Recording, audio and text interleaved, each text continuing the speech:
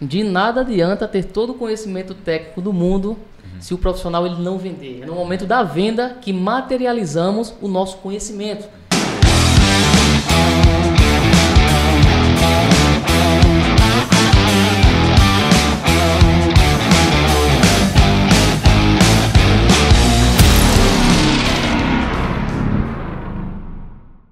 Seja muito bem-vindo ao podcast Elétrica é o Poder. O podcast que vai ajudar você, profissional da área elétrica, a empreender e viver bem da sua profissão. Eu sou o Ítalo. Aqui é o Matheus de La Fuente. Eu sou o Anderson e hoje o trio está completo. Ítalo voltou de férias, resolveu trabalhar forçadamente. Que é isso, voluntariamente. Voluntariamente, mas é isso aí. E o tema do episódio de hoje é os 12 erros mais comuns em projetos elétricos. E antes da gente falar o primeiro erro, né? Você que está assistindo aí no YouTube, já deixa o like, compartilha esse episódio aí com a galera para assistir também. Você que está aí nas plataformas de podcasts, pode seguir o nosso podcast para receber sempre a notificação do novo episódio. E vamos embora. Vamos lá.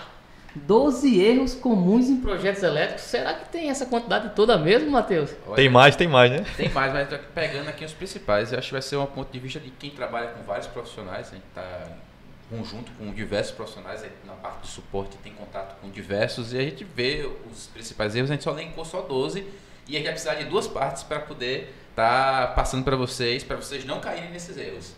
Justamente, e são os 12 erros mais comuns, né? E para iniciar, talvez esse primeiro ele seja o que as pessoas menos imaginem que estivesse nessa lista, né? Assim, ao ler o tema, né, do podcast, ela imagina, 12 erros e esse talvez seja o gatinho feio ali, né? Que ninguém imaginaria que estivesse nessa lista, que é não vender o projeto elétrico.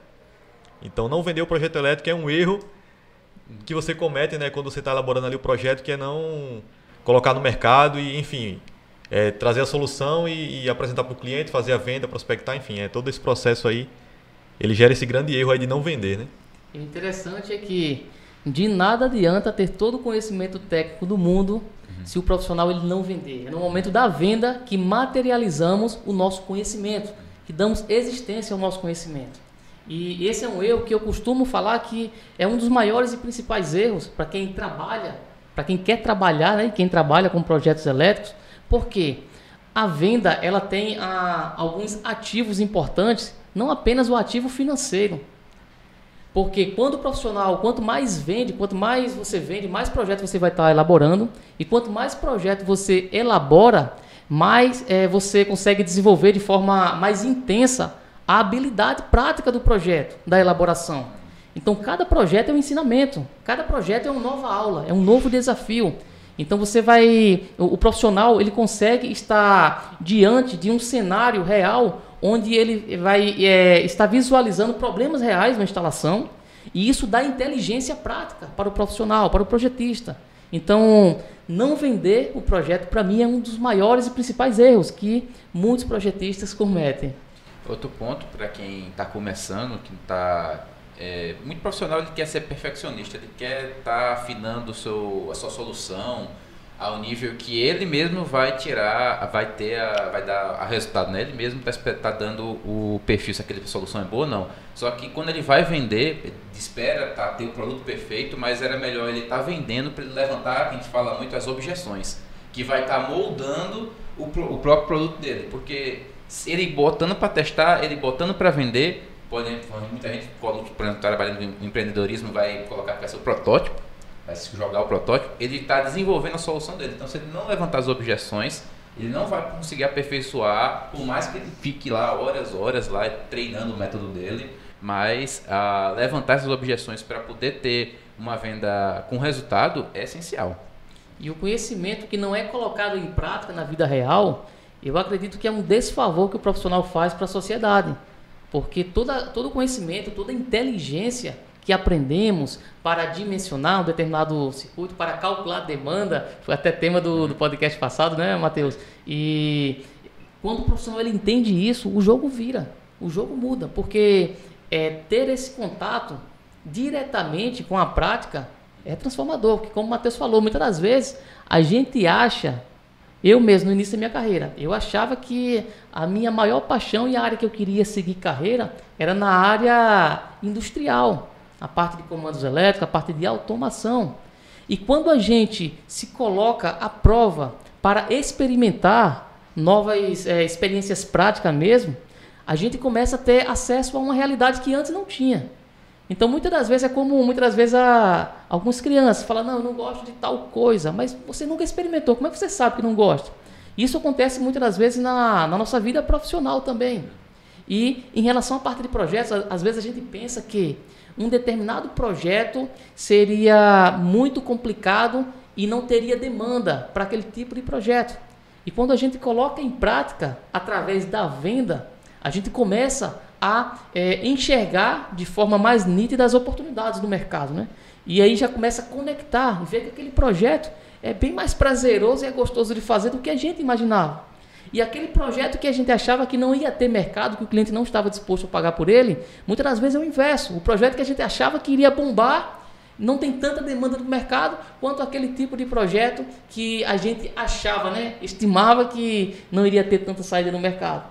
Então a venda ela traz essa materialização. A materialização do nosso conhecimento, ela traz também a clareza, porque nos ecossistemas de startup muito se fala em relação à questão de MVP, né? O mínimo produto viável ali para testar um produto e muitas das vezes muitos querem testar só no achismo, só perguntando a um familiar. E eu acredito que a melhor forma de testar um MVP, a melhor forma de testar um projeto, se de fato o mercado está disposto a pagar por ele, sabe como é?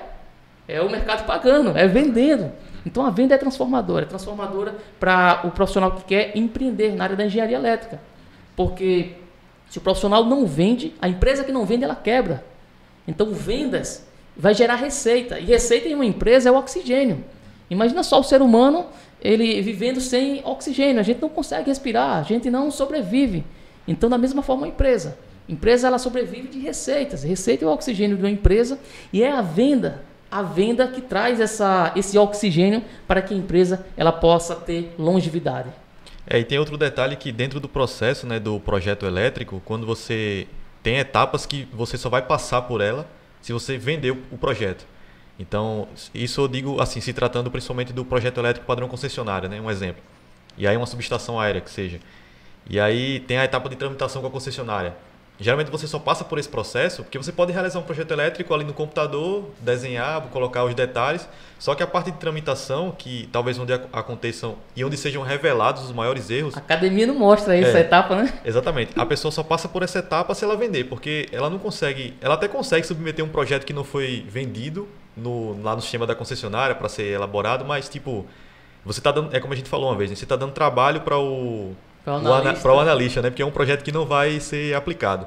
Então, de fato faz muito sentido, porque vender faz parte do processo quando se trata de trazer esse projeto para o mercado, uma aplicação de solução. Então, como eu falei, né? Tem etapas que você só vai descobrir, e você só vai poder descobrir se errou ou não, se você vender o projeto. Verdade. E a venda é transformadora. A venda, ela ativa uma coisa que eu não sei nem expressar. Ela ativa uma coisa na mente diferenciada. Quando você sente o gostinho da vitória, quando você sente o gostinho do dinheiro. Com essa pandemia que estamos vivendo atualmente, a gente sente só na conta bancária, né? Mas antigamente a gente recebia em mãos ali aquela cédula. Tem um gostinho especial. Então é a materialização do seu conhecimento. E não é apenas o dinheiro pelo dinheiro, mas é a sensação daquilo que você tanto se dedicou àquele conhecimento, você colocar em prática no mercado, e não só colocar em prática no sentido de vender, mas de ver aquele seu bebê, aquele seu projeto, ele coexistindo, ele ganhando vida. Então você vê a elaboração do seu projeto e em um próximo passo você já vê uma edificação com o seu fornecimento de energia elétrica. Então isso é transformador. Então só quem sente isso sabe o prazer de aprovar um projeto, de elaborar um projeto na prática e de ter esse gostinho da vitória. E tudo isso acontece através de quê? Venda. Então esse é um dos principais erros. O profissional foca muito na parte técnica, esquece da parte de vendas, e o profissional principalmente que quer trabalhar como um especialista em projetos elétricos, padrão concessionária, outros tipos de projetos, ele precisa ter essa consciência de que se ele não vender, não tem projeto para ele elaborar. Se não tem projeto para elaborar, ele não vai sentir o gostinho de aprovar um projeto. Por quê? Eu me lembro até hoje. Quando a gente recebe aquele e-mail com aquela cartinha de aprovação da concessionária, é maravilhoso, não é isso, Matheus? Exatamente. Eu acho que dentro da própria faculdade, quando eu recebi, você se sente o engenheiro, né? Literalmente você entregou a solução, finalizou e acabou-se. Acho que todos também tive colegas meus da faculdade que também passaram por esse momento. E a felicidade é a melhor. Se você, eu acho que é que nem a parte de relacionamento, primeiro beijo, coisa assim. É a primeira sensação de profissão exercida. É o primeiro projeto aprovado, a carta de aprovação da concessionária. O e-mail, que hoje é e-mail, né? Não sei se antigamente ele recebia uma carta mesmo, mas eu sei que hoje é o e-mailzinho que você abre assim e você ganha seu dia. É verdade. E aí, como o Matheus falou aí, o primeiro beijo a gente não esquece. O primeiro projeto aprovado também não, né, Matheus? Nunca esquece.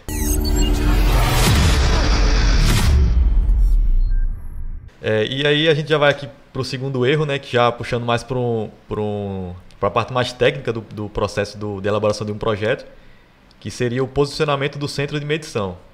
E aí, Anderson, como é que acontece esse erro aí? Nossa, existem vários erros relacionados a essa questão de posicionamento, só que um erro comum que acontece é o seguinte, porque muitas das vezes o projetista, Matheus, principalmente o iniciante, que a academia muitas das vezes não passa essa segurança no sentido de campo de batalha, de vida real. Então, muitas das vezes, e quando eu falo assim da academia, vale salientar o seguinte, eu não estou criticando, falando mal do professor, pelo contrário, os professores são os heróis dessa nação, tá certo? É o sistema em si, o formato, o modelo em si que é imposto para os professores passar para os alunos. Então, eu não concordo muito, porque muitas das vezes a informação que chega até o aluno para aprender na disciplina de projetos, muitas das vezes não desperta esse senso de prática, de vida real. Então, elaborar um projeto no agrupamento de medição consiste em quê? Planta de localização, diagrama unifilar, vai ter o quê? O detalhe da entrada de corrente, vai ter, dependendo do porte do empreendimento, uma vista do diagrama vertical elétrico, então caixa de inspeção, memorial descritivo, não sei se eu já falei, relação de materiais, vai ter outras documentações. Só que, muitas das vezes, apenas ter a consciência de cada documentação que é necessário ter em um projeto elétrico, isso muitas das vezes não traz a melhor solução prática na hora do projetista lidar com o cliente na vida real. Então, na vida real, tem uma série de informações que é importante.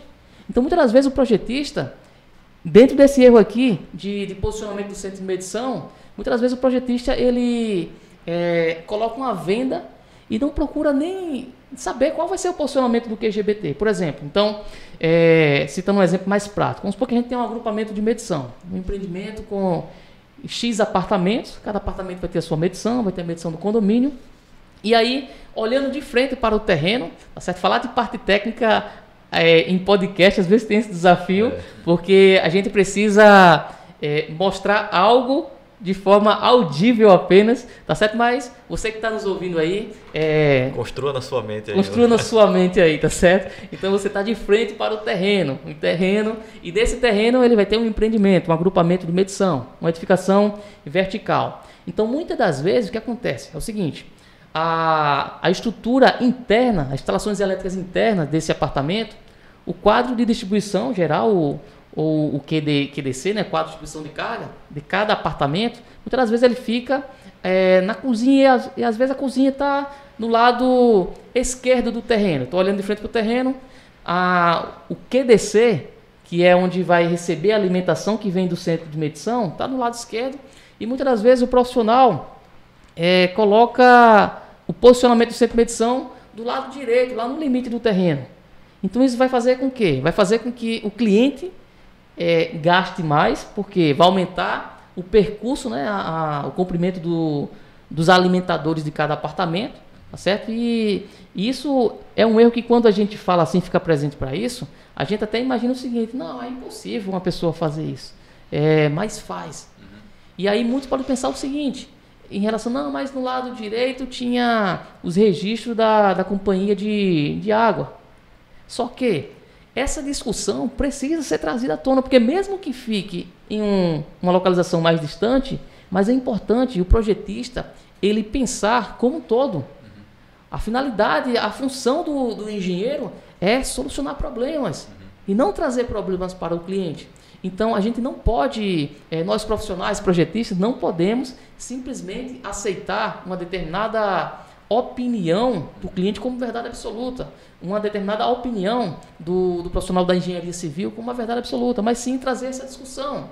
Pois, mesmo que os medidores, né, do registro da companhia de água estejam no lado esquerdo, por exemplo, será que ele está na localização ideal? Será que seria possível avançar um pouco para a parte interna, a parte de dentro do terreno, né, a parte interna, ou então mudar o lado? Mas essa questão parece um errozinho bobo, mas isso impacta diretamente no bolso do cliente, tanto em relação, porque aumenta a quantidade de materiais, e outra coisa também, que é um outro erro, que a gente vai entrar nele mais à frente, mas vai ocasionar, muitas das vezes, um redimensionamento, ou seja, um cabo, um condutor com a seção transversal maior, para compensar queda de tensão, tá certo? Que é assunto para mais à frente, a gente está falando sobre isso.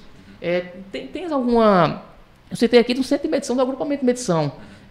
O Matheus tem alguma vivência, alguma experiência em relação a algum outro tipo de quadro, de medidor individual? Eu posso estar aplicando um pouco sobre o projeto que eu peguei no interior, de quadro coletivo, exatamente focando na aplicação ou não, dependendo da estrutura, de botar um poste auxiliar ou não. Nessa aplicação é totalmente inviável aplicar um poste auxiliar. E esse caso puxa um pouquinho do que a gente falou em 2 podcasts passados, que a concessionária da gente é o Brasil. Então, quando você aplica uma solução sem ir ao local, você tem que arrumar um profissional que vá te entregar isso. Porque imagina só você aprovar o projeto, porque você vai entregar todos os documentos corretos, a concessionária não vai até o local verificar se lá é viável botar um poste auxiliar ou não. Imagina só que você vai para um empreendimento em que ele é a fachada, o empreendimento é fachada e calçada pública.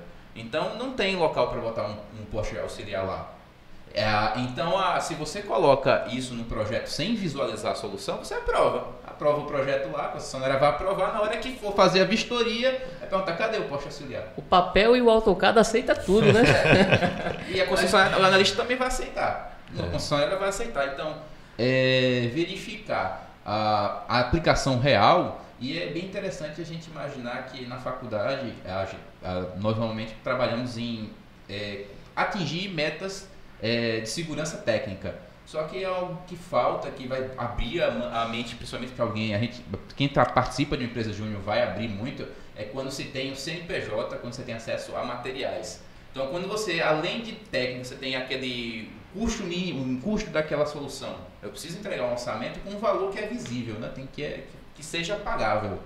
Então, aí vai influenciar tudo. Por exemplo, você está conversando com os profissionais, com o arquiteto, em que possivelmente ele não quer aquele quadro na fachada, então vai ter que botar telemetria. Então tudo isso você tem que levantar aquele custo. Então tudo isso são custos essenciais para a solução lá. Então, que normalmente a gente não discute dentro da faculdade, não se toma decisão justamente porque não está acostumado a botar valor. Eu já vi, até hoje você vai pegar um livro técnico e vai ter que falar, não, o componente é mais caro que o outro, mas não bota valor para peso. Porque às vezes um condutor pode ser mais barato que a telemetria. Então tem que ter o cálculo. Se não tiver cálculo, é só achismo. É porque muitas das vezes esse custo a mais, né, não sai do bolso do projetista. Porque se saísse, ele teria mais consciência em relação a isso, né? Mas pensando por essa ótica, ele poderia... Enfim, acho que o ideal seria ele pensar sempre em fazer com que o cliente economize mais, até porque a margem dele pode aumentar, né? Ou não. Enfim, dependendo de quanto for a margem dele de lucro em cada projeto. Se for muito caro para o cliente, ele não vai ter tanta margem, sei lá, o cliente já vai achar caro, entendeu? Enfim, tem esses parâmetros também, né? Independente de margem, Ítalo, você trazer a melhor solução com o melhor custo-benefício para o cliente, isso fideliza. Sim. Vai chegar um certo momento que você que vai ditar o preço. Pra você ter ideia, eu tenho um cliente que ele tem a ciência que existe concorrentes nossos que cobram a metade do preço. Inclusive, ele já mostrou pra gente e falou, Anderson, sabe por que eu não te deixo para contratar esse profissional? Cara, porque eu sei que o que você me entrega faz com que economize muito mais essa diferença que está dando entre propostas. Então, quando você procura ter essa consciência de fazer, de fato, entregar a melhor solução com o melhor custo-benefício para o cliente, você acaba ditando o preço do mercado. Eu dei esse exemplo assim, pensando que na pior das hipóteses o cara iria pensar também nesse lado, né? No mínimo, né? Ele tem que pensar nesse lado. E aí a situação ideal seria justamente sempre entregar, enfim, a melhor solução e trazer a economia, né? Independente de qualquer variável aí, tem que buscar isso para o cliente. E essa questão que o Matheus falou de você não ter outras variáveis, né? Às vezes não considerar outros parâmetros, fazendo um achismo, é também porque não acontece essa comunicação entre os setores, né, de uma obra. Cliente, né? O cliente e os setores da obra. Engenheiro civil, arquiteto. Isso. Porque, por exemplo, você fazer um projeto no CAD imaginando só a estrutura elétrica, você vai dizer, eu vou colocar o quadro aqui porque é mais bonitinho, eu achei legal, ou eu acho que vai ficar melhor. Enfim, vai ser sempre o achismo, né? Você vai ter a planta do prédio, mas não vai ter como ele está na prática lá, né? Na vida real. Então, existem uma série de fatores, objetos que podem impedir a passagem de algum cabo, outras instalações, enfim, interferências externas. Então, não faz sentido você imaginar, até porque daria muito retrabalho, né? Você construir todo um projeto, elaborar um projeto, só tendo do ponto de vista a planta, sem considerar nenhum outro fator. E quando chegar lá na hora, ser totalmente diferente daquilo que você imaginou, né? Isso geraria um retrabalho, né? Hoje, cada vez mais, né, a engenharia voltada aí a projetos em si, está trabalhando muito, está crescendo muito essa filosofia, né, que é a filosofia do BIM, né, essa compatibilização entre os diversos projetos de uma obra. E eu acredito que precisa melhorar muito, amadurecer muito ainda essa filosofia, esse conceito a nível Brasil. Fora do Brasil já acontece de forma mais nativa, de forma mais natural, mas o Brasil ainda tem muito essa disparidade de cada um por si. O projetista que elaborou o projeto hidráulico, ele tem a sua filosofia, e aí o cruzamento dessas informações, ao invés de cruzar antes em fase de projeto, muitas vezes o cruzamento que se tem dessas informações é na vida real, na prática, que isso já vai proporcionar prejuízos, porque um percurso dos eletrodutos da instalação elétrica está gerando uma interferência em relação à parte hidráulica, então um dos dois vai ter que mudar, e muitas das vezes isso vai gerar perdas de materiais, desperdícios de materiais. Então é uma filosofia que é importante, tá certo? Mas acredito que é tema aí para um novo podcast, a gente falar aí sobre essa filosofia BIM.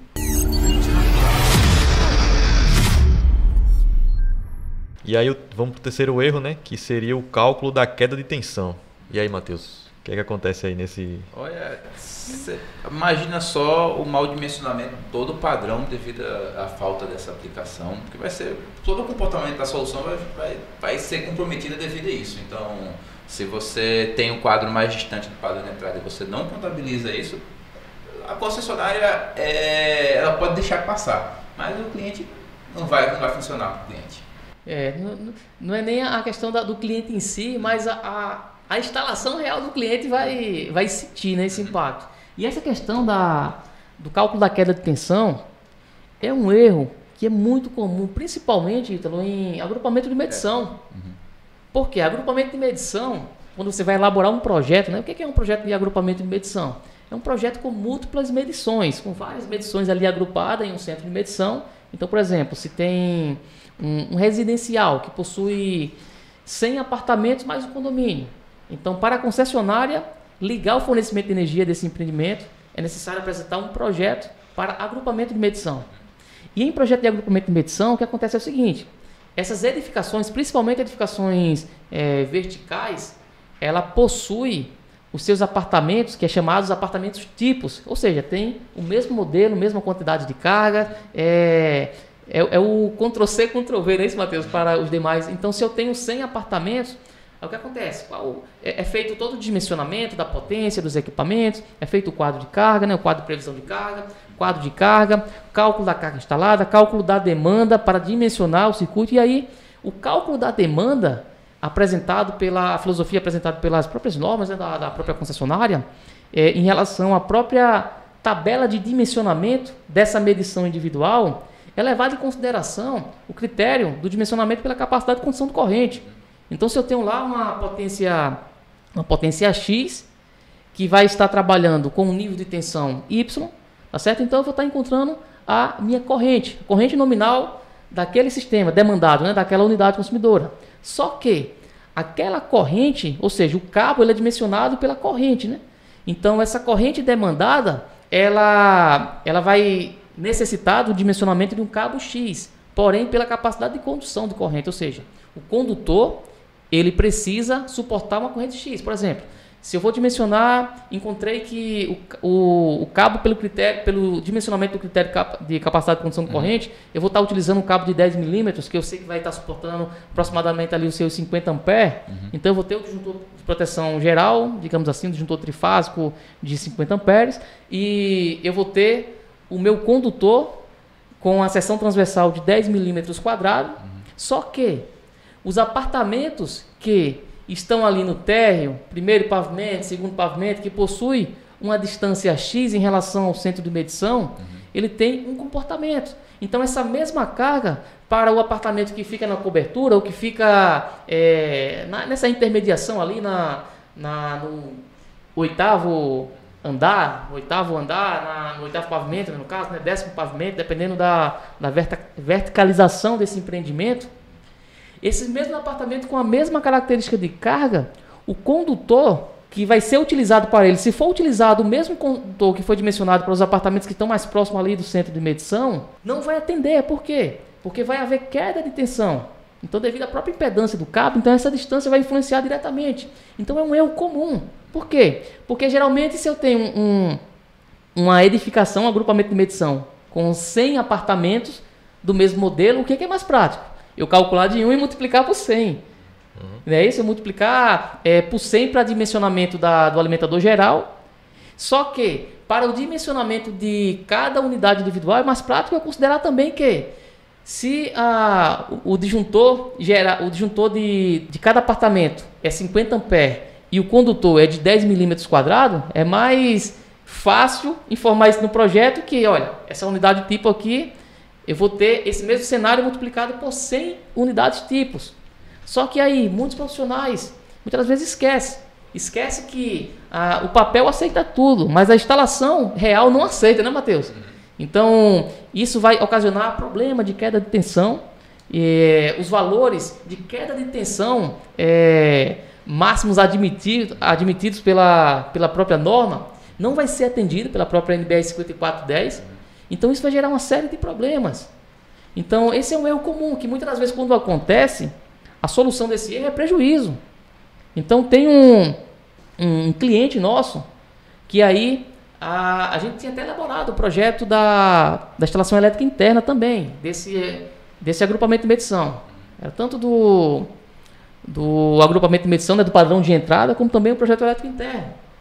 E aí o eletricista, ele tinha o projeto em mão, o eletricista do cliente pegou apenas ali um projeto tipo do térreo e na hora de lançar os condutores do alimentador, colocou a mesma seção transversal dos cabos para todos os apartamentos. Então, para você ter ideia, do apartamento do 5º andar, lá, se não estiver enganado, tinha o quê? Tinha 16 pavimentos, se não estiver enganado.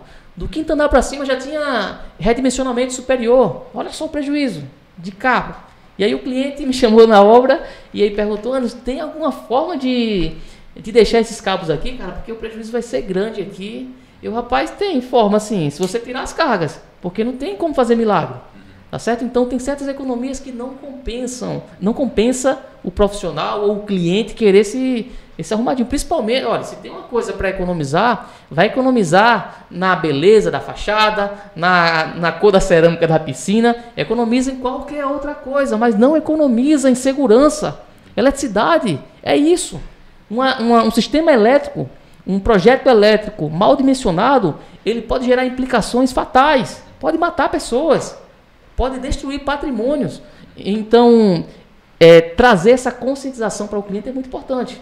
E esse é um erro comum, esse erro nessa falha em relação à questão da consideração do cálculo da queda de tensão em um projeto elétrico. E não só projeto de agrupamento de medição, outros tipos de projeto também, né, Matheus? Fotovoltaico? Fotovoltaico é o seguinte, eu estava até num caso ontem conversando com o Afonso sobre um sistema fotovoltaico ligado numa rede que não estava atendendo. Então ele estava ao acionar a fonte de corrente, que é o inversor, o que acontecia? acontecia uma sobretensão. E o que ele estava identificando, estava conversando para resolver isso e visualizando também a condição da baixa tensão, a solução para isso que a gente está aplicando é criar um SO para poder, uma reforma de rede, porque provavelmente é a própria rede que está entregando uma tensão com a fundamento. Então, identificar se vai acontecer um fundamento de tensão vai influenciar diretamente naquela fonte de corrente, porque quando se não tem corrente suficiente e a tensão, existe um fundamento de tensão, o que o inversor vai tentar fazer? É compensar na tensão. Então o inversor vai subir a tensão e vai afetar, você vai ter o quê? Uma sobretensão junto com os equipamentos conectados naquela rede.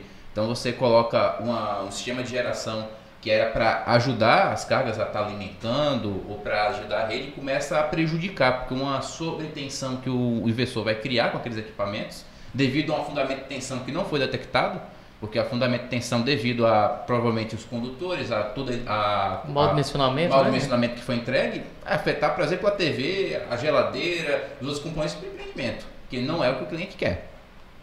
E aí no caso o projetista tem que ficar alerta, porque esse erro pode acontecer tanto da parte do projetista, enquanto está elaborando, fazer o cálculo errado, e aí pode acontecer também dele fazer o cálculo certo, mas a execução ser errada, né? Então ele tem que ficar atento a todo o processo para que o projeto dele seja executado da forma que ele planejou, né? Isso. E outro ponto também, ainda dentro desse tópico aí, desse erro do cálculo da queda de tensão, é o seguinte, eu me lembrei aqui de um outro cliente.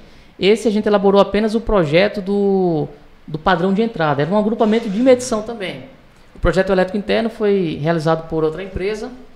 E muitas vezes acontece isso, que aí muitos profissionais podem pensar o seguinte, mas quem vai elaborar o projeto do padrão de entrada, obrigatoriamente, não precisa elaborar o projeto de instalação elétrica interna? Não necessariamente.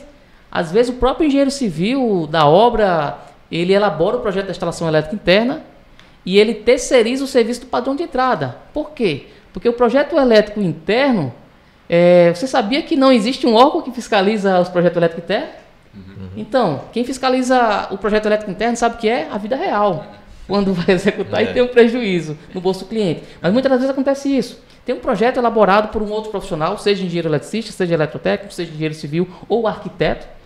E aí muitas vezes acontece o seguinte, que foi o que aconteceu nesse empreendimento. O profissional que elaborou o projeto elétrico interno, ele fez o dimensionamento individual de cada apartamento e o quadro de carga, acredito que ele utilizou algum software automatizado para a elaboração de projetos elétricos prediais, né, que existem alguns bons no mercado. Só que um software ele não faz milagre. Tem algumas informações, se você alimentar ele da forma errada, ele vai apresentar dimensionamento e informações incorretos, equivocados. E aí nesse projeto, olha só que interessante. Tinha um dimensionamento, então tinha a carga do apartamento, fez todo o dimensionamento, o cálculo da carga instalada, da demanda, quadro de carga, e geralmente esse software, ele já apresenta, ele já entrega, né, o quadro de cargas já com o dimensionamento, o valor da corrente, a seção transversal dos condutores, a capacidade do disjuntor, né, a capacidade nominal do disjuntor, e aí aquele quadro de carga de todos os apartamentos tinha lá aquela informação. Só que aí o que acontece? Que aí os profissionais que trabalham com o projeto elétrico interno precisam ficar atentos em relação a isso. Por quê?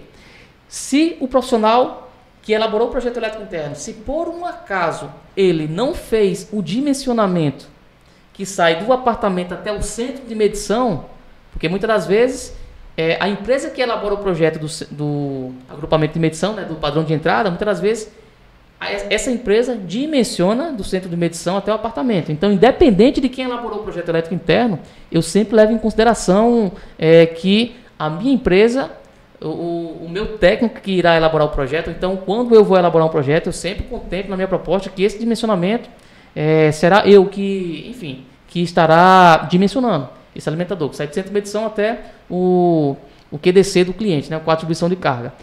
E aí, só que nesse projeto específico, o projetista que fez a instalação elétrica interna, ele nem dimensionou essa parte que sai do QDC até o centro de medição, né? Ou seja, o QDC é o quadro que fica dentro de cada apartamento. Então sai desse quadro até chegar no centro de medição, no centro de múltiplas unidades consumidoras. Então o projetista ele nem fez esse dimensionamento e ele nem informou que ele precisaria colocar uma observação. Alimentadores de entrada de cada apartamento deverá ser dimensionado no projeto do padrão de entrada. Só que aí ele deixou lá, deixou a informação, se não me engano era cabo 6 milímetros para todos os apartamentos, e tinha apartamento no 12º, 13º pavimento, que a queda de tensão era surreal. Então que teve apartamento, pra você ter ideia, que teve um redimensionamento para cabo de 25 milímetros, e no projeto constava lá 6 milímetros.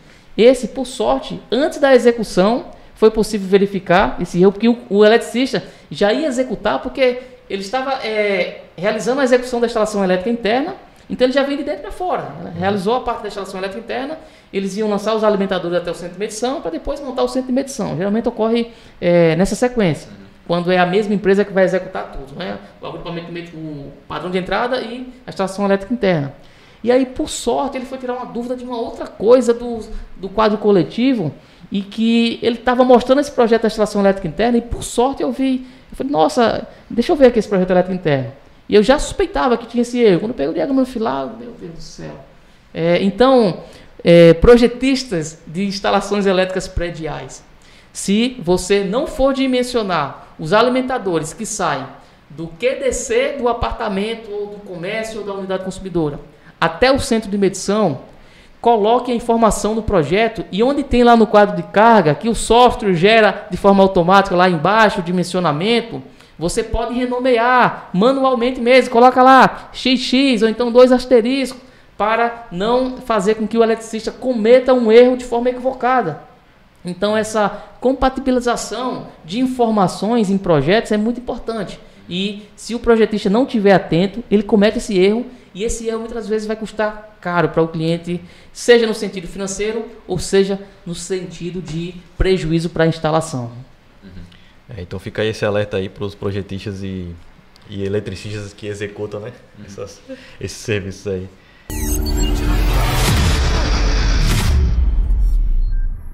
O quarto erro é coordenação e seletividade. E aí, Matheus? Começa aí a falar sobre isso aí. Isso daí também eu tenho algumas histórias aqui boas. Então, eu fico imaginando como é que esse tipo de erro vai vir de acordo com o último erro que a gente colocou. Se a pessoa já não faz um cálculo de tensão interessante, ela vai deixar passar sobre condutores maiores e menores. Por exemplo, você imagina só, você ter a carga individual com eletroduto de seção de 6 milímetros, e quando chega na geral é 6 milímetros também. Então, no caso do condutor, né? Seção do condutor de 6 milímetros. 6 milímetros e seguindo a geral 6 também. Então a pessoa que não tem o feeling pode até calcular na demanda e falar assim, não, o condutor aguenta essa corrente, tem poucas unidades, pode até parecer, mas se parar para pensar, será que faz sentido? Eu vou somar todas as correntes e não vou aplicar seletividade, não vou estar calculando proporcional e colocando os disjuntores para proteger de forma... até eu acho que tem um pouquinho de mecanismo, né? Você botou alguma aplicação, mexeu na tabela de Excel e acabou fazendo algo muito automatizado e não para identificar que tem que estar aplicando isso, e não vai estar lá na norma bonitinho lá. Tem que aumentar. Aqui é o padrão da concessionária individual, o padrão geral. Aí se der igual, você tem que aumentar o disjuntor. Não vai estar lá dizendo, mas fica... Tem até... concessionárias que mostram isso na norma, né? Tem concessionárias que mostram. E esse tipo de erro eu encontro de forma muito frequente, principalmente em projeto de agrupamento de medição. Por quê? Porque geralmente, primeiro ponto é o seguinte, é que na academia a gente meio que, eu não sei hoje, né? Mas a gente meio que acredita que as normas apresentam fatores de demanda e referências que devem ser seguidas à risca, que é verdade absoluta. E esse é um grande mito. Então, muitos dos alunos, quando se torna profissional, já vem com esse vício de ser papagaio de norma. E quando eu falo isso, eu não estou querendo descredibilizar a norma, pelo contrário, a certa norma é muito importante e deve ser seguida. Porém, as próprias normas, elas dizem que ali trazem referências mínimas. Referências mínimas, não é verdade absoluta. Então o fator de demanda que tem numa norma não é uma verdade absoluta. E o profissional entender isso faz toda a diferença. Então em relação à coordenação e seletividade, Acontece muito em projeto de agrupamento de medição a seguinte situação. Muitas das vezes, o cálculo da demanda individual de um apartamento, por exemplo, apresenta um dimensionamento, ou seja, o condutor, seção transversal X e o disjuntor de proteção Y. Vamos supor que o dimensionamento vai ser uma unidade monofásica, categoria M2, por exemplo, que vai ter ali o seu cabo de 10 milímetros quadrados, a seção transversal do condutor, do cabo, e vai ter um disjuntor monofásico de 50 amperes no dimensionamento. Vamos supor que, enfim, o valor da demanda apresentado, o valor da carga instalada apresentado, trouxe esse dimensionamento para aquela unidade individual. E aí, quando se trata de agrupamento de medição residencial, dependendo do tipo da concessionária, tem algumas metodologias do cálculo da demanda. Uma delas, que é muito utilizada, porque é o seguinte, unidade de consumidores pode ser até tema de um próximo podcast aí, tá certo? Que é cálculo da demanda de agrupamento de medição. Eu acredito que é importante. Então, as concessionárias, a grande maioria, ela sempre enxerga um agrupamento de unidades consumidoras residenciais diferente de outros tipos de características de unidades consumidoras, tipo comercial, industrial, área comum, canteiro de obra. Então, o consumidor residencial, em um agrupamento de medição, ele sempre vai ter uma interpretação diferenciada, um ponto de vista e uma análise diferenciada. E muitas concessionárias, para realizar o cálculo da demanda de um agrupamento de medição, o cálculo da demanda para dimensionamento do alimentador geral, muitas das vezes se utiliza alguns fatores em função de quê? Do número de apartamentos, o número de unidades residenciais, melhor falando, pode ser kitnet, pode ser casa, e também leva em consideração a área útil dessas unidades residenciais. Então, olha só, se eu vou dimensionar a minha unidade individual, eu utilizo a referência de quê? A carga instalada e o cálculo da demanda para o dimensionamento, quando eu analiso de forma individual. Mas quando eu vou analisar o alimentador geral que vai atender esse agrupamento de medição, dependendo da concessionária, eu vou estar utilizando a metodologia de quê? Levando em consideração área útil e quantidade de apartamentos. Então, olha só, quando acontecem essas situações, muitas das vezes acontece o seguinte, a demanda do alimentador geral, que o alimentador é trifásico, então se é trifásico, eu vou ter as minhas cargas, a corrente vai ser distribuída nas 3 fases, então muitas das vezes o dimensionamento do alimentador geral possui um dimensionamento para a utilização de cabo com seção transversal de 10 milímetros quadrados, e eu tenho à frente, ou seja, eu tenho o meu alimentador geral, o cabo que vem sai do poste auxiliar, por exemplo, passa pelo disjuntor geral no centro de medição, do disjuntor geral ele vai para o barramento, e do barramento distribui para os medidores individuais, geralmente segue esse fluxo. E aí o que acontece? Eu tenho, cabo de 10 milímetros na minha alimentação geral, com disjuntor de 50 amperes, por exemplo. Muitas das vezes a demanda é tão baixa que o disjuntor é de 40 amperes, o geral. E eu tenho nas minhas unidades à frente, ou seja, a jusante do meu disjuntor geral, eu tenho uma unidade, um apartamento, ou todos os apartamentos, com a seção transversal do cabo, com o mesmo dimensionamento do geral, e o disjuntor, muitas das vezes, apresenta um valor superior ao que está montante, ao que está no lado fonte, sentido fonte, que é o geral. Então eu tenho um disjuntor, muitas das vezes, de 40 amperes no geral, 50 amperes monofásico nos apartamentos, e muitas das vezes o projetista faz dessa forma, isso é um erro comum. Por quê? Está no automático ali, ele está no piloto automático. Eu acho que esse cara não era para ser um projetista. Eu falo assim, mas não é culpa muitas das vezes do projetista, é do sistema em si. A academia está tão preocupada em fazer com que esse aluno tire nota 7 que ele esquece de desenvolver essa habilidade de pensamento, de raciocínio. Não faz sentido. Se eu tenho um disjuntor de 50 amperes, a jusante, à frente de um outro disjuntor que anteriormente possui uma corrente nominal de 40 amperes, se houver um curto, eu vou dizer nem um curto, uma sobrecarga, à frente, o que pode acontecer? Vai acontecer o seguinte, vai desarmar o disjuntor geral e ao invés de ficar apenas uma unidade, apenas o apartamento 101 sem energia, vai ficar os 50 apartamentos que tem naquele empreendimento. Então, olha só. E isso acontece também com condutores. Muitas das vezes, o alimentador, em geral, é 10 milímetros e o alimentador da unidade, muitas das vezes, é o quê? É 16 milímetros quadrado. Então, olha só, eu tenho um condutor que suporta uma corrente maior à frente, a jusante, e tem um condutor que suporta uma corrente menor a montante antes. Então é coisas que quando a gente fala assim, parece que é impossível de acontecer, mas é um erro que é comum. É comum porque muitos projetistas estão no piloto automático. Então esse é um erro em relação à coordenação de seletividade, que algumas normas da concessionária ainda dão uma colher de chá.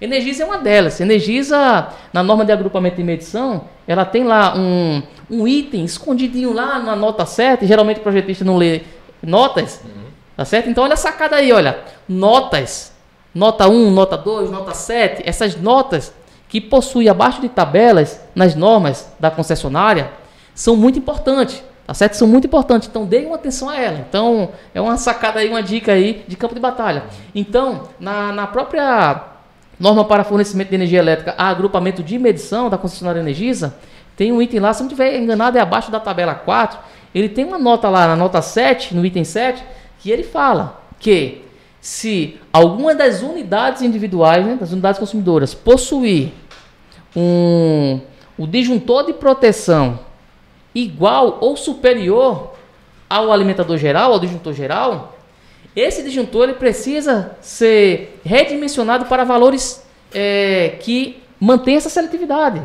Ou seja, no caso do cabo, se a unidade possui um cabo de 10 milímetros e o alimentador geral, o cabo é de 6 milímetros, esse condutor do alimentador geral, eu preciso redimensionar ele para valor superior à da unidade da frente. Então, se é 10 milímetros da unidade da frente, então o geral ele precisa ser de 16 milímetros no mínimo.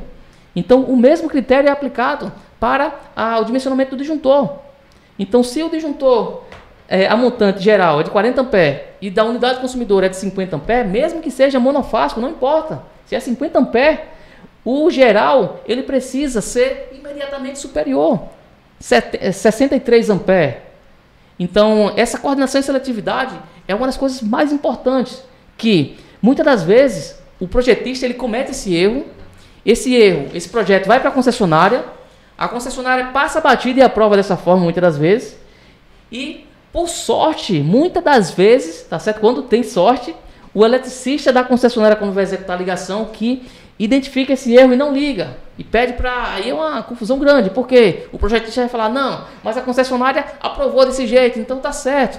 E olha só, o projetista precisa entender que a responsabilidade técnica em um projeto é do projetista, independente se a concessionária aprovou ou não. Então, se está errado, precisa ser corrigido. Então, esse é um erro que é muito comum, que acontece com muita frequência. E é importante que o profissional tenha essa consciência, porque parece algo simples, mas é algo que impacta diretamente o funcionamento correto de uma instalação elétrica em um empreendimento. No caso estava lembrando de alguns exemplos, eu não sei se se aplica também, mas no fotovoltaico tem muito dimensionamento do inversor monofásico.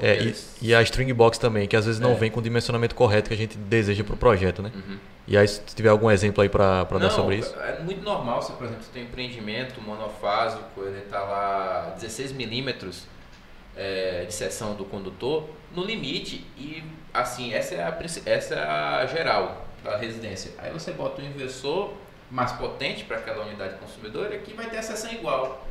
Aí você precisa atualizar, não pode chegar e olhar muito professor. E isso é na parte de análise, normalmente que eu tenho visto, a análise de padrão de entrada tem sido mais, pelos analistas da concessionária, tem sido mais rigorosa nesse ponto de vista, mas no fotovoltaico, somente com aquele memorial descritivo mais beabá, passa muito batido. Passa mais batido do que um projeto de agrupamento, outro ponto de vista, que a análise está nesse ponto. Mas fotovoltaico é muito normal, você vê o inversor e monofásico, que ele vai botar toda a corrente num empreendimento só. E provavelmente a casa normalmente eu estava acostumada com condutores de 6 milímetros, de 4. Aí quando chega um inversor que ele puxa igual ao geral, aí passa a batida, ele esquece que tem que atualizar. Se não tiver, por exemplo, em algum ponto da norma obrigando, tipo, suba o padrão. Se der essa sorte, né? Porque às vezes não dá essa sorte. É que aí em ambas situações é como se ele estivesse interpretando de forma individual cada coisa, né? Uhum. Tanto você analisar as unidades individuais e desconsiderar o que está vindo da geral, como você instalar um sistema fotovoltaico desconsiderando a instalação que já existe. Exatamente. Né? E é muito simples. Como se fala assim, é muito normal isso acontecer, porque normalmente se vê muito no mercado, a pessoa que nem pisa no local, nem vê como a instalação elétrica está no local, para poder, antes de entregar a solução dele, porque muita gente entra para vender módulo, vender inversor, E quando ele está pensando só vender equipamento, ele não está interessado em falar para o cliente que ele vai ter um custo inicial para a reforma do padrão de entrada, reforma do projeto elétrico. Isso aí é um erro, vamos dizer, projeto elétrico e da engenharia em geral. Infelizmente, tem os princípios errados. Já de vez em entregar uma solução, está pensando em se livrar de material. Verdade. E a culpa disso é do profissional, não é nem do cliente. Às vezes a gente quer culpar o cliente, que o cliente quer o mais barato, o cliente não quer qualidade. Não, o cliente ele quer viver. Instalação elétrica mal dimensionada pode matar o cliente. Pergunta aí ao teu cliente se ele quer morrer, se ele quer prejudicar o seu empreendimento, seu patrimônio. Cliente nenhum quer isso. É claro que o cliente quer a melhor solução com o melhor custo-benefício, com o menor valor. Mas às vezes o menor valor não é a melhor solução. E, por incrível que pareça, o cliente não quer isso. A gente acha que todos os clientes, quer dizer, todos não, mas uma grande maioria dos clientes, a gente acha que o cliente quer o mais barato e não quer. O cliente quer a melhor solução, porque o cliente também não é besta para pagar mais caro sem necessidade. Então, por isso o cliente, ele muitas das vezes aperta ali o profissional, e o profissional ele precisa ter a segurança, o conhecimento, para que ele possa educar o cliente da importância de fazer da forma correta. Com certeza.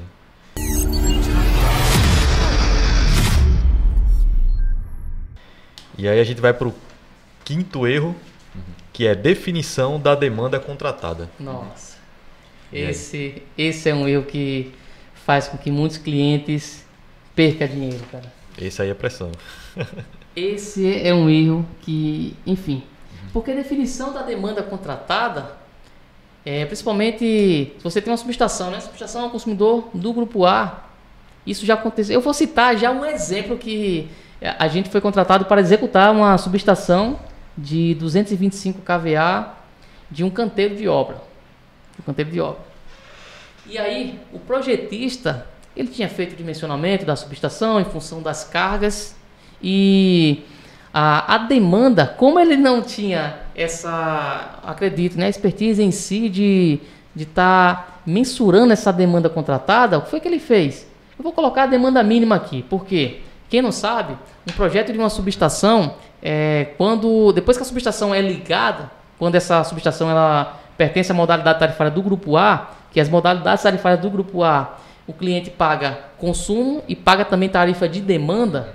Então não vem um caso a gente se aprofundar nisso aqui, agora é tema para outro podcast também, mas essa subestação, o que acontece é o seguinte: em um cliente do grupo A, o que impacta diretamente o cálculo do ERD, que é o encargo de responsabilidade da distribuidora, ou seja, que é quanto o cliente vai pagar de participação nessa reforma de rede, que vai precisar, porque toda subestação, ligação nova da subestação, vai ter reforma de rede. A concessionária vai precisar enviar uma equipe da linha viva para ligar o cabo dessa subestação nova na rede existente que está energizada, ou então implantar um poste, ou seja, dependendo da situação, às vezes tem uma extensão de rede de 1 km, de 500 metros. Então, esse custo da reforma de rede, ele nem sempre é a concessionária que arca com 100% desse custo. E em consumidores do grupo A, o que impacta diretamente no cálculo desse custo para saber quanto a concessionária vai entrar financeiramente e quanto o cliente vai pagar também, né? Entrar com receita ali, né? De forma financeira. E esse cálculo aí a concessionária geralmente utiliza alguns parâmetros que não vem o caso a gente focar na raiz dessa equação para obter esse cálculo, né? Desses valores percentuais dessa reforma de rede.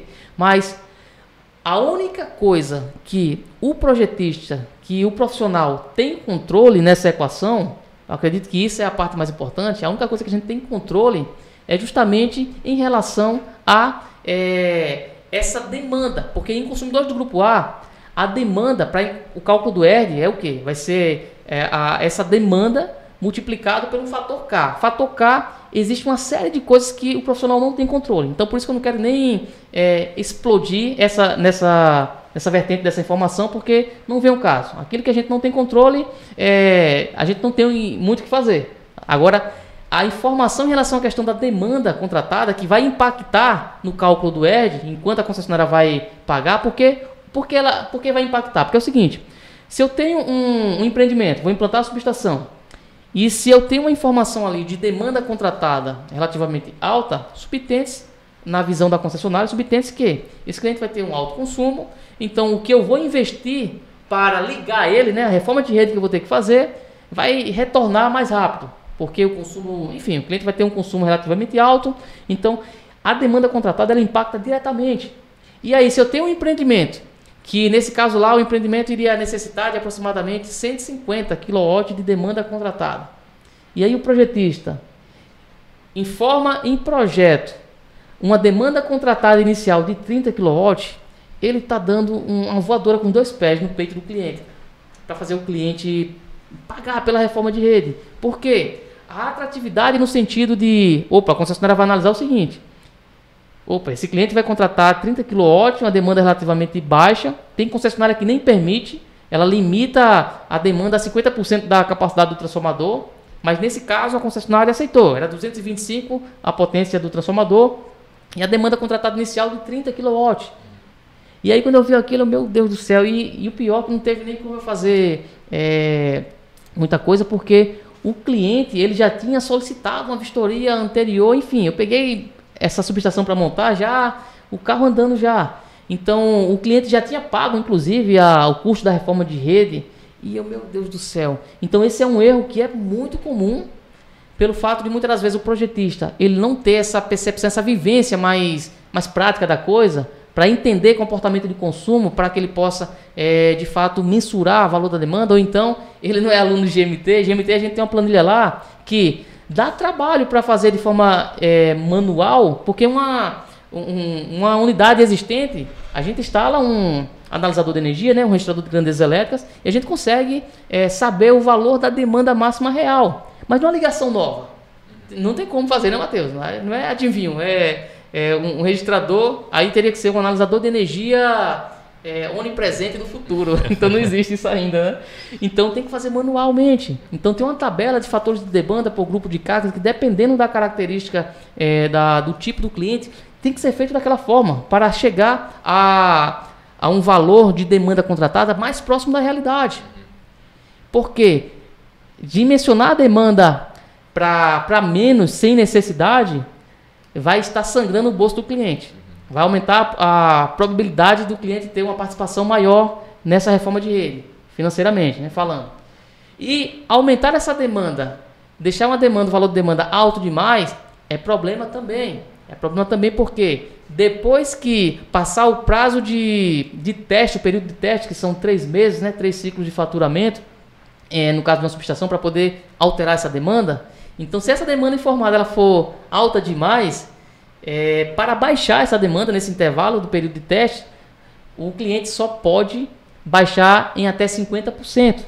Então, se ele aumentou demais e baixar 50% e ainda ficar muito acima da demanda real necessária, é problema também. O cliente vai pagar a demanda não consumida e isso gera prejuízo. Então, olha só, dois cenários que é muito importante e é um erro que é muito comum, que acontece nesse quesito aí em relação à definição da demanda contratada. E aí no caso você não dá só prejuízo para o cliente na hora do projeto, né?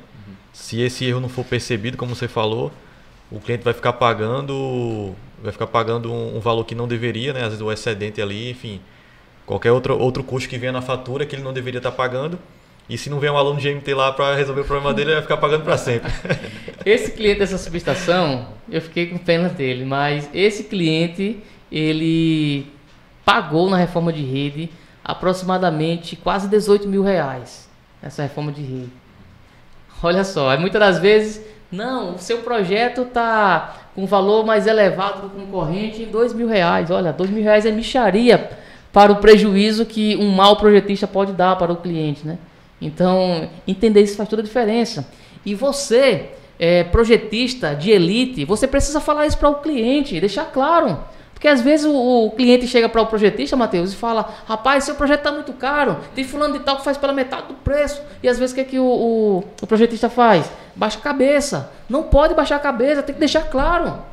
Tem que deixar claro esses cases. Eu citei até no podcast passado, em algumas lives, a última subestação que a gente fechou a execução, o projeto foi executado por outra pessoa. Na malha de aterramento, eu vi uma necessidade de modificação que era possível fazer, que gerou uma economia de 30 mil reais. Olha só, o prejuízo de um projeto não ideal, digamos assim.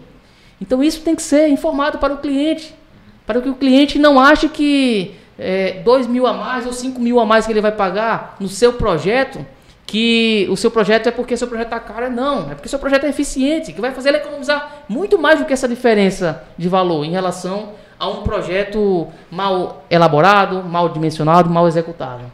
É importante justamente você ter esse portfólio de exemplos, né, para poder apresentar para o cliente, porque justamente se o cliente sempre vai tender a falar do preço, que o concorrente cobrou mais barato, etc. Então você tem que ter esse arsenal de argumentação, né, que é válido sim, porque é verdade, e isso vai ajudar o cliente como você falou, a educar o cliente para ele ter a consciência de que não é só preço, não é só... Enfim, não é um serviço simples assim, ele exige sim uma análise mais aprofundada para ele não ter problemas futuros, né? Então faz total sentido você apresentar esses outros exemplos para que o cliente crie consciência, né? Inclusive, tanto para projeto como para consultoria. A gente, nesse último ano que a gente passou pelo período de Covid, teve muitos alunos que entraram em contato pegando fatura e falaram assim, olha, mas ele está pagando demanda não consumida. Por que está acontecendo isso? Porque o perfil de muitas fábricas, de muitos empreendimentos, modificou nesse ano.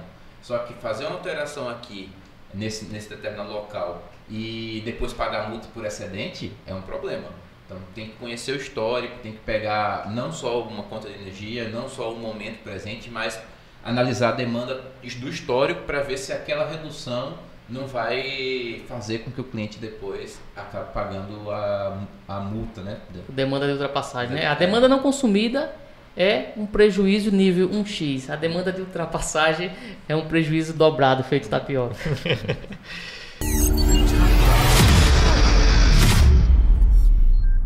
E aí vamos para o 6º erro, que é no cálculo da demanda individual / agrupamento de medição.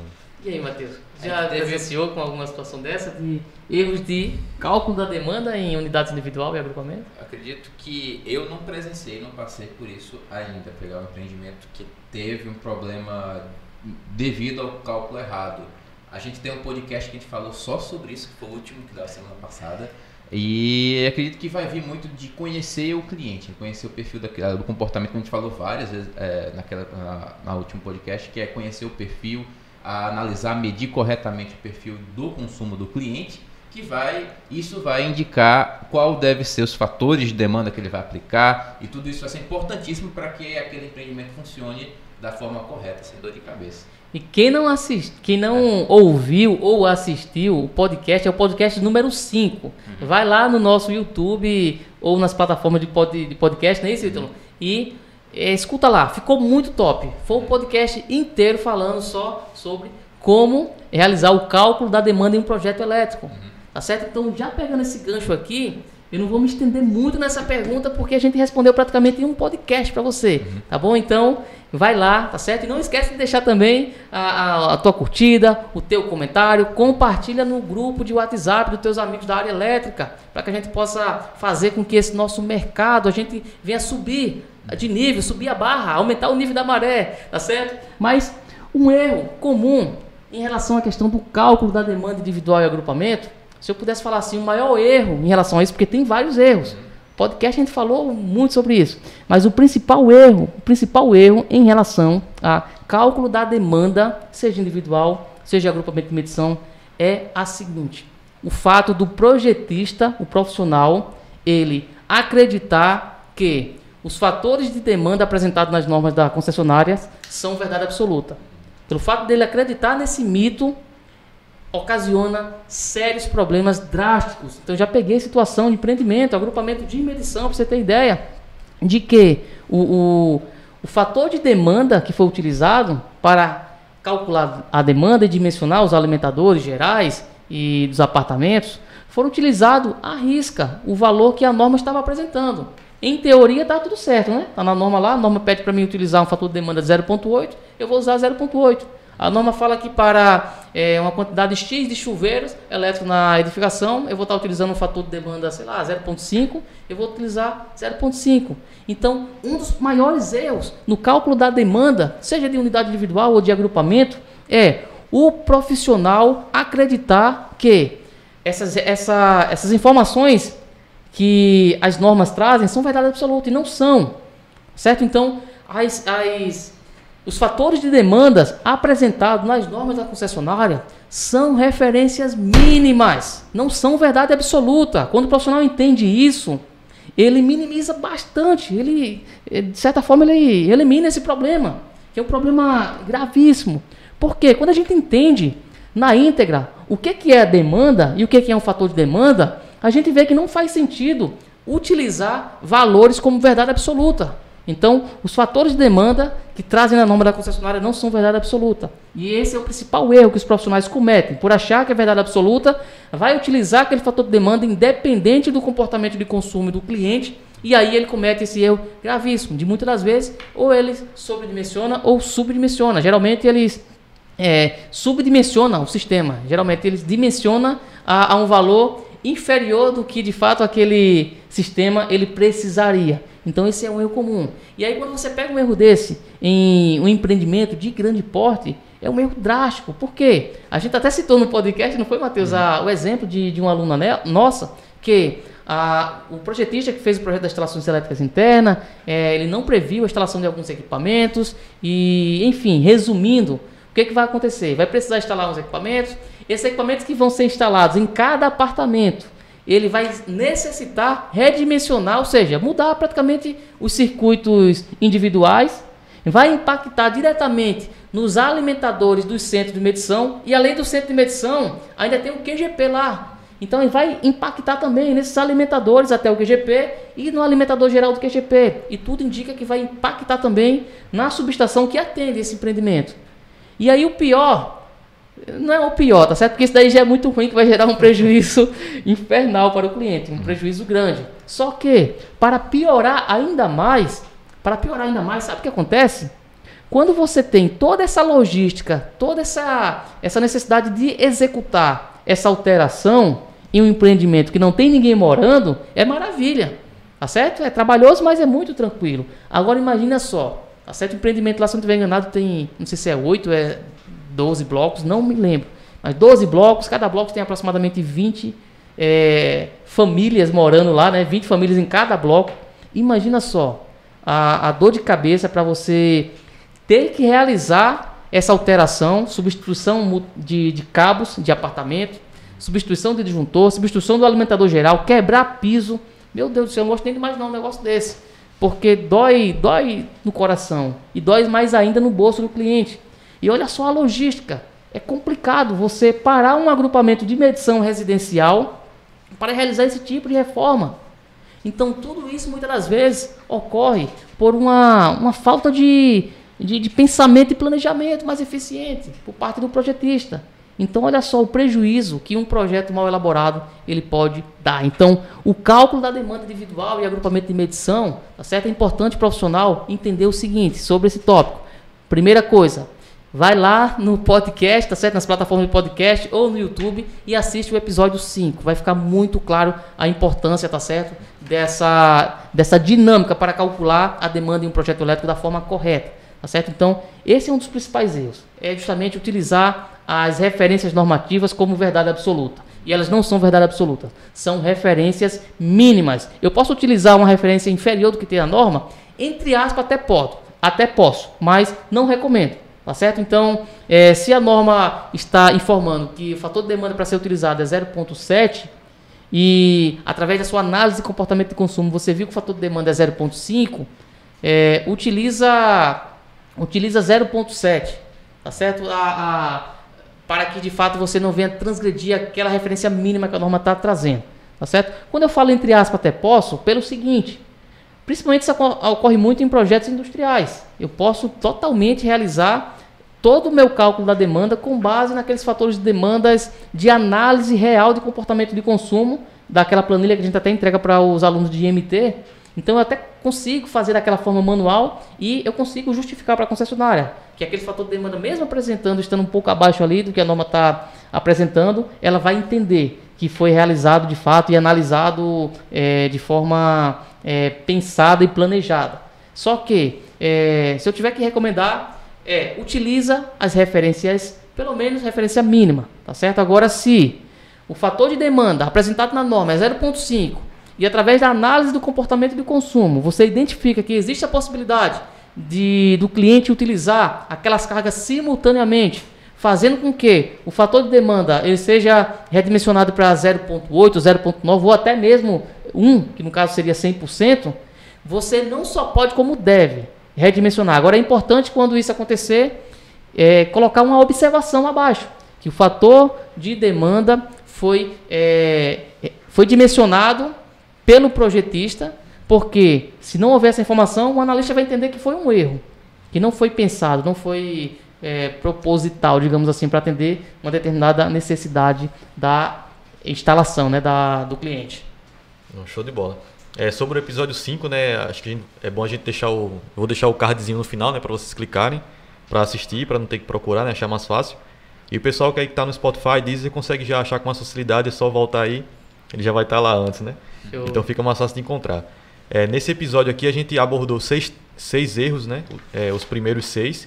E a gente, até para poder destrinchar com mais detalhes cada um, a gente vai deixar os outros 6 para o próximo episódio. Mas aí se você já tiver em mente quais seriam, né? Porque o episódio sai na próxima semana, a gente já fica na expectativa aí. E se você, sei lá, tiver em mente aí quais seriam esses outros erros, você pode comentar aí no vídeo abaixo. Porque talvez seja um erro que vai ser um dos que a gente vai citar, né, no próximo episódio. Já é um desafio aí, olha. Eu quero saber se vocês vão acertar aí. Coloca abaixo aí, quem está assistindo pelo YouTube, coloca abaixo aí dos comentários, tá certo? Qual os próximos 6 erros que você imagina? Tenta acertar aí, tá certo? E se você está nos ouvindo aí nas plataformas de podcast, vai lá no Instagram depois, tá certo? Nosso Instagram, e coloca lá no direct, tá certo? Direct é o nome? Direct. No direct, manda uma mensagem pra gente lá, achando quais são, informando quais são esses erros que você acredita que são os próximos que a gente vai estar falando aí na parte 2 da continuidade, né, desse podcast. Não tem como errar não, porque são 6, né? Se tá um aqui entre 6 é fácil de acertar, tem que acertar. E assim, passando uma visão geral, né, dos 6, até já para puxar o gancho aqui de qual seria a melhor forma de evitar esses erros, né? A gente percebe que a maioria desses erros ele está diretamente ligado ao fato do projetista não estar tão inserido no campo de batalha, presente para situações reais em campo. Então, enfim, eu queria que você falasse mais sobre isso, até para a gente deixar essa dica para eles evitarem esse tipo de erro, né, e cada vez mais se especializarem para, enfim, entregar as melhores soluções. Como o Anderson falou no começo do podcast, colocar o campo de batalha, né? Se inserir no mercado, não esperar chegar, bater o sino que você se sente preparado, mas procurar vender, procurar aplicar, porque o próprio mercado vai te ajudar a você não cair nesses erros comuns. Então, a própria aplicação das atividades, quando você for pensar em solução, vai ser necessário pensar em todos esses pontos e sendo um profissional correto, que vai estar lendo as normas, que vai estar seguindo tudo corretamente, não tem para onde sair. Agora, se for na gambiarra, aí não tem salvação não. Se eu pudesse deixar uma dica desse episódio daqui, na verdade seria uma reflexão, é o seguinte: de nada adianta ter todo o conhecimento técnico do mundo se você não vender. É no momento da venda que você materializa o seu conhecimento. Então, primeiro estágio, você precisa ir para o campo de batalha. Como o Matheus falou, para que você possa ganhar musculatura de campo de batalha, você precisa vender. Se você quer aprovar um projeto elétrico na concessionária, o primeiro passo voltando aí, né? Para aprovar um projeto na concessionária, você precisa elaborar o projeto. Para elaborar o projeto, você precisa vender o projeto. E para vender o projeto, você precisa entender os fundamentos para que você consiga potencializar as vendas. Então, antes das vendas, tem um processo da prospecção, que é tema para um outro podcast. Mas essa seria a mensagem, a minha dica aí, para que de fato você entre no campo de batalha, tá certo? Então, vendas, você precisa dar uma atenção especial, pois desenvolver habilidades de vendas para quem quer empreender na área elétrica é tão importante como ter o conhecimento técnico da melhor solução a ser aplicada no cliente. Show de bola. Agradecer aí a presença do Anderson, do Matheus, por ter participado desse episódio. E você que está assistindo aí no YouTube, né, não se esquece de se inscrever no canal, marcar o sininho aí para receber as notificações. Deixa o like aí, comenta abaixo aí qual o erro que você acha que a gente vai abordar no próximo episódio. Você que está escutando aí nas plataformas de áudio, né? Spotify, Deezer, Google Podcast, Apple Podcast, segue aí o podcast do Elétrica é o Poder, sempre para você estar ligado aí quando surgir episódio novo, enfim, para estar sempre interagindo com a gente. E não esquece de compartilhar o conteúdo, porque a gente sabe que tem muita gente aí, amigo seu aí da área elétrica, que está precisando ouvir isso, está precisando aprender mais para, como o Anderson falou, todo mundo subir de nível junto e o mercado crescer em qualidade e, enfim, e os clientes receberem as melhores soluções. Então é isso. Muito obrigado aí, e Elétrica é o Poder.